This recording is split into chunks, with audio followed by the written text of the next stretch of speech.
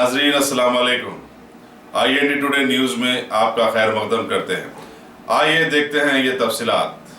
Attapur pillar number 143 पर आज दिन दहाड़े हुए एक 24 साल नौजवान रमेश के बेरहमाना कत्ल की वारदात ने पूरे शहर को दहला कर रख दिया और सोशल मीडिया जैसे फेसबुक और ट्विटर पर हजारों लोग हैदराबाद में लाकानूनियत के बढ़ते हुए रुझान पर अपनी गहरी तशवीश का इजहार करने लगे। कत्ल की यह वारदात मसरूफ तरीन शाहराह पर आवाम के सामने ही नहीं बल्कि पुलिस वालों के सामने हुई और वो हमलावर को रोकने की कोशिश भी नहीं कर सके।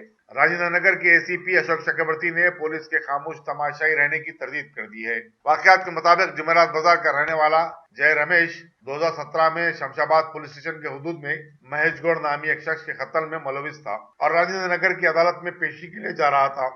11:30 बजे करीब महेश गौड़ का बाप जुमेरात बाजार का रहने वाला 48 साल किशन गौड़ ने अपने 25 साल भाई लक्ष्मण गौड़ के हमरा रमेश पर कुल्हाड़ियों से हमला कर दिया, जिससे उसकी बरसरे मौका मौत हो गई। बादशाह रास्ते से गुजरने वालों ने हमलावरों का ताकुब किया और उन्हें पकड़कर पुलिस राजेंद्र नगर के हवाले कर दिया। पुलिस की पेट्रोलिंग वैन से मुतालिक एक सवाल पर अशोक चक्रवर्ती ने कहा कि दरअसल पुलिस की कार ट्रैफिक में फंस गई थी और इसमें सवार 2 कांस्टेबलों के मुकाम हादसा पर पहुंचने से कबल ही जुर्म का इर्तिकाब हो चुका था।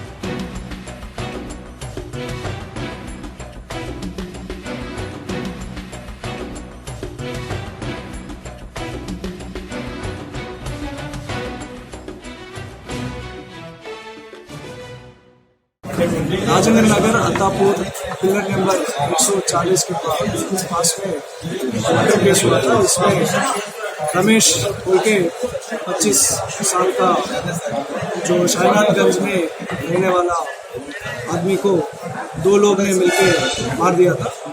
उसमें एक किशन राउत बोल के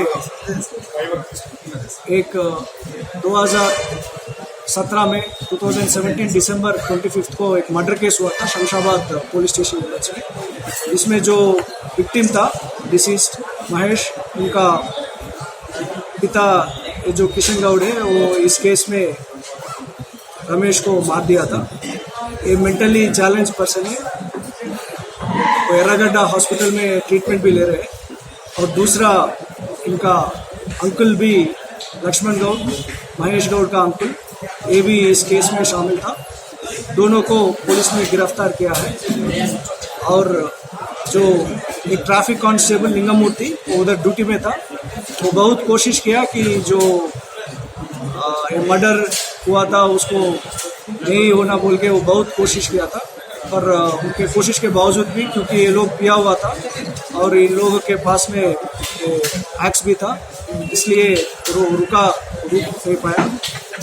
उसके बाद जो शॉपकीपर्स था वो भी बहुत कोशिश किया और उसके बाद में मर्डर होने के बाद में क्राइम व्हीकल आया था।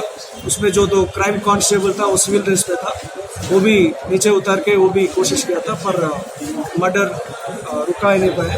पर इनके जो ऊपर है 2 लोग उनको गिरफ्तार किया, उनके ऊपर कार्रवाई होगी और राउडी शीट और PD एक्ट भी उनके ऊपर लगाएंगे।